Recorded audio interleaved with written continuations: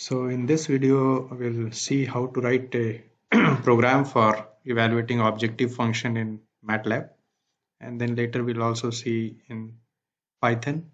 So this is a MATLAB command window, and I have opened the file in which I have written the function.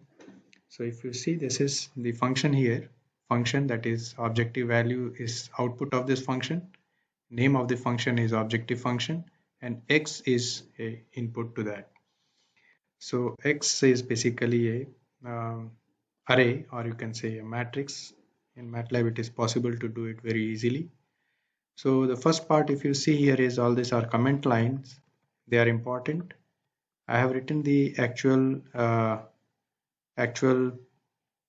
um, objective function. So this is the actual objective function. Minimize x1, x2, and so on. Okay, and in this objective function is one without constraint, and this is the objective function written here. And then if you want to play this objective function or evaluate this objective function, then you remove these comment lines and this becomes a program for that, and this is the return value. So if you see, this is basically same thing. Part A is here, so x1 raised to power 2, this is calculated separately. B is calculated separately, so B is a plus x2, that is this part and this part. Okay, so x is basically a array, and in which from which I am trying to get the values x1 and x2. So x1 and x2 are basically capital X1 and x2, where x is and capital X is the array.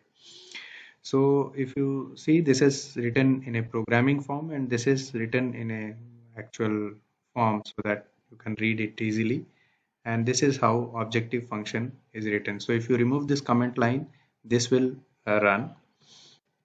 Similarly, I have written the other objective function with constraints. So this is, here it is. So again, you have another function fx1 x2, this one. And then you have the constraints here, x1 and x2. Okay, so I think there is something missing in this part, x1, a and b. Okay, so x1 and x2, so the constraints, so this is normal form in which it is written. These are the two constraints, less than type, and these constraints are expressed in this form here, as we have already seen. Okay, so this is the objective function part. Okay, this is the objective function part. Possibly one thing is missing here. I think raised to power 3 plus x2 is not written here. I'll just, so that part is missing here, but that was actually a comment part.